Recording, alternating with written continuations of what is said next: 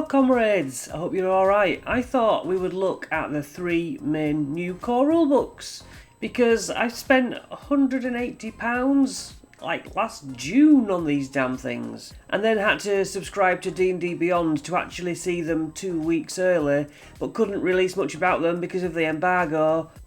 All that sucks, but let's try and find some hope for the future. Now, the new stat blocks I do think look nice and clean, but it's a stupid thing, but I have got to get used to where the saves are. Because I look for like bold text like the resistances and the immunities, but it's down the side here and I'm just like, oh yeah, it just takes me a second and I will get used to it, I guess, if I don't keep swapping and changing. But other than that, I think it's just as fine, if not better. So we do get a slight thing about the treasure and the hoards that certain monsters have, but you still have to relate to the DMG, which kind of takes away the beauty of it. As for creature types, many of them, such as Fae, now have goblins in, so things might be under a different creature type, but that's not too bad. We know what armor class is, initiative, and the sizes, we've seen that before.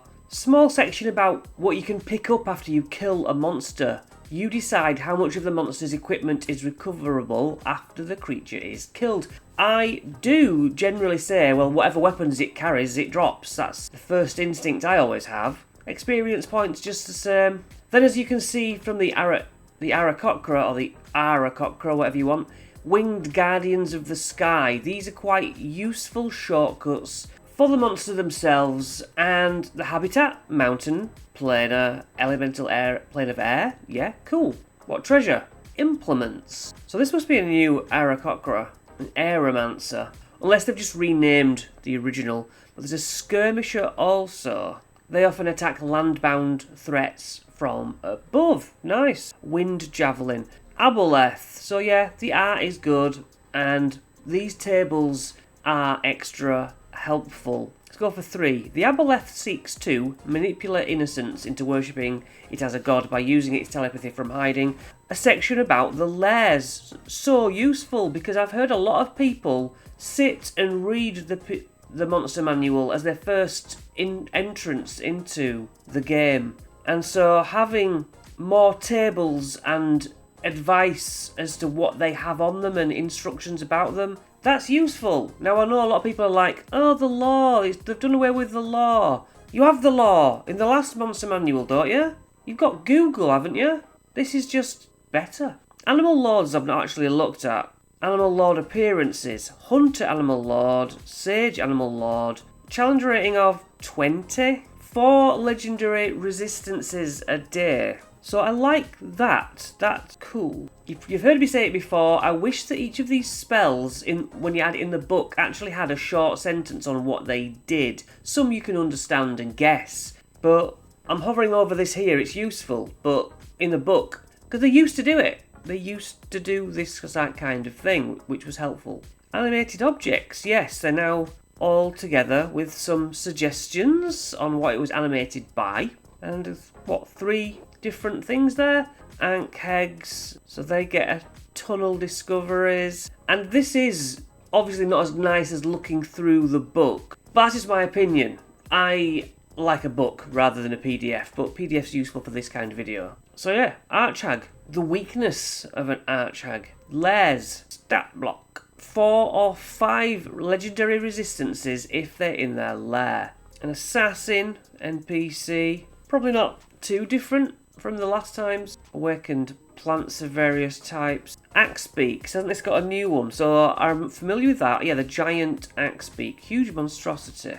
And I know it says like elemental plane of fire. I'm keen to do videos covering what all these extra places we can venture are about. Is a sentinel, that's new. Speaks Ignan, yeah, all fiery and stuff. Below, I ran a below the other day of this stat block. On a crit against it, it lost an arm in my homebrew table, and so it dropped its flame whip, sadly. Bandits, motivation. Regular bandit, AC 12. Captain, AC 15. And a bandit deceiver, AC 15 with 3 dagger attacks and some spells. Another one, a Bandit Crime Lord, AC 17. Has a pistol. Didn't expect that. Banshees. Now they have their wonderful screech. I hope that's not gone. Yeah, does a screech. DC 13. And if you fail and have 25 hit points or fewer, you drop to 0. Otherwise you take a lot of psychic damage. Barbed Devils. Just nice. Balguras? Balguras, aren't they the things with many arms? It makes 1 tormenting bite and 2 thrash attacks. What? You've stolen some attacks from me. That is not what I was thinking of. So yeah, I had 3 attacks before. I stand corrected. Basilisk. Basilisk Victim. Petrifying Gaze, standard. Bearded Devil, lovely. Bahia still swallows you. Yeah, the lightning damage, never really understood that. A Beholder. I don't believe you should randomly roll for Beholders, Irays. I think you pick and choose. But can't do the same one twice in a turn. Berserker Commander. I like the new guys. Normal Berserker. Black Dragons, Wormlings. Nice. 3 Rend attacks and an Acid Breath. The Lairs. Doesn't have like... Is this the lair actions? Kind of close, I suppose. Yeah, nice. Adult Black Dragon. Makes 3 attacks and can use Melf's Acid Arrow because it has spells. Ancient Black Dragon. Makes 3 rend attacks. Also can have Melf's Acid Arrow at 4th level. So now you've got to look up Melf's Acid Arrow and see what it does at 4th level. I just wish you'd have took some art out and put that information in. But that's just me. Black Puddings, Blights, Twig Blights, Needle Blights, Vine Blights. Okay. Gulthias. Now there was Gulthias tree in Curse of Strahd, isn't there? This looks quite big and meaty, so that's cool. Makes 2 slam attacks or thorn volley, and then uses life drain. Strains you, necrotic, your hit points are reduced. Okay. Blink Dog, that's different. Looks nice. Blob of Annihilation, interesting. It contains an Amulet of the Plains, a deck of many things. The remains of half a Kraken. Wow. Gargantuan Ooze. Plenty of health. AC 18. Blind Sight. It implodes if reduced to 0 hit points and ejects any creatures and objects engulfed by it into the astral sea. 4 legendary resists. Plus 15, a reach of 30, 24 force damage. You get blobbed in the engulf. 26 force damage, suffocating and restrained. It can throw glob, 18 acid damage. Decay, grasping glob, lashing goop. That's cool.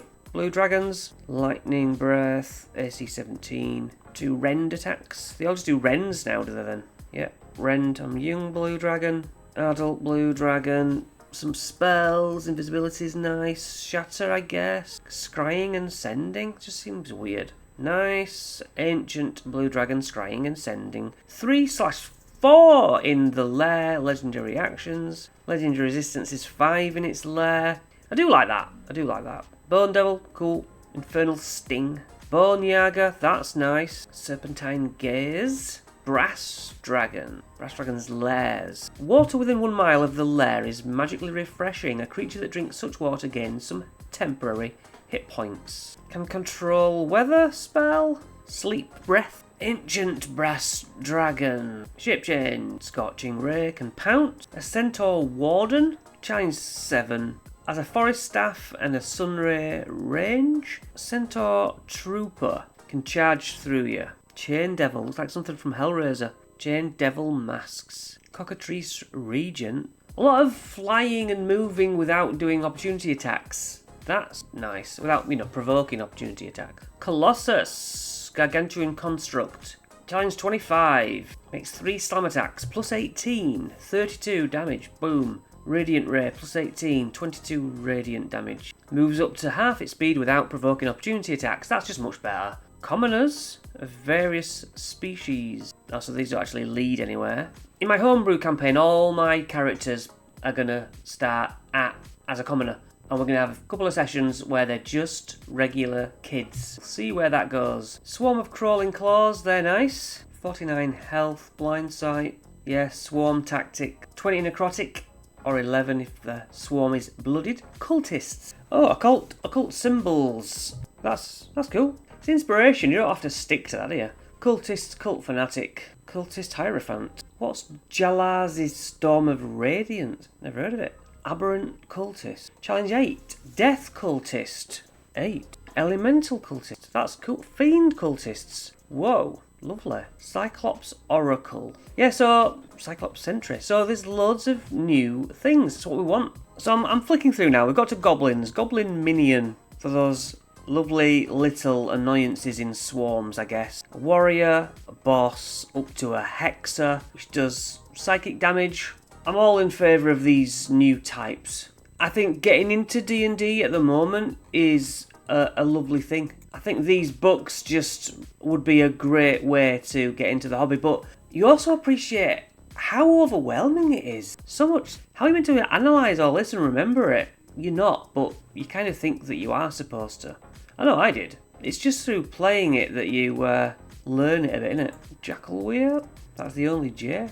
Mages? Mage's Roll. Mage Apprentice. Mage. Archmage. Okay, that's it. Yep, I'm seeing nothing to get annoyed about. It's all nice. But I know not all of you are ready to go forward with upgrading, but... Ooh, the Trask. I imagine that eventually you'll jump on board it. I was lucky to be running the Vecna campaign so that I instantly had the books implemented into my adventure, saying that because Vecna was changing reality, all the rules were changing. So I thought that was just a cool way to instigate it. I mean, I used the 2014 below 1 week, and then picked it up halfway through the battle. It had changed some of its stats. I loved it. So the Tarask now has a thunderous bellow, which it can shout at you from afar. 78 thunder damage, frightened and deafened. Onslaught moves up to half its speed, makes an attack. 60-foot emanation, knocks you prone. Classic troll? A troll limb. What's a troll limb? A small giant. Small version. Cool. Right, vampires. I am getting these books delivered to my workplace tomorrow, so I look forward to thumbing through these pages for inspiration. Vampire Nightbringer. Yeah, I think a lot of us want to do full-on vampire campaigns. I don't mean Curse of Strahd, I mean just like turning villages into complete undead. Vampire Umbral Lord. The usual problems with properly killing a vampire. 10 to its attacks. Hunger of Hadar. What is that? Open a gateway. A region infested with unspeakable horrors. Any creature that takes its turn in the area takes 2d6 cold damage, or another 2d6 acid damage from otherworldly tentacles. Like a bonus action life drain kind of thing. Nice. Warriors? What are warriors? Just general people? Infantry. Veteran. Commander. Again, excellent. Do we need this many? Dunno, maybe not. Everyone's got different needs, I suppose. And is Zorn the last one? Zorn are cool. Zorn delicacies? Oh, the Zorn craves. Oh, we do have more. Yetis. Yeti, abominable Yeti. Of course, zombies. All the different zombies. Ogre zombie, dead zombie, alive zombie. Behold a zombie! Yeah, what's next? Alright. Oh, the animal. Cool. Yeah, love it. Then you've got your... I don't know if you can see from my head. Yeah, you've got your different ways of looking for what you need, which I did struggle with at first, I shan't lie. But all in all, what a lovely book to have. Just freshens it up a bit, dust off some of the old nonsense we're all used to. And, look, I'm all in favour. Some people still hate 5e and WotC, and that's fine, I understand it. But I'm just not that kind of person. I just like new stuff, I like shinies. I guess I haven't been directly affected by all of that because I'm not a product maker, so I don't have really hard feelings. I know it's a bad business, but I'm just happy in my own little bubble. So I'm going to look through the other two books as well. See you later.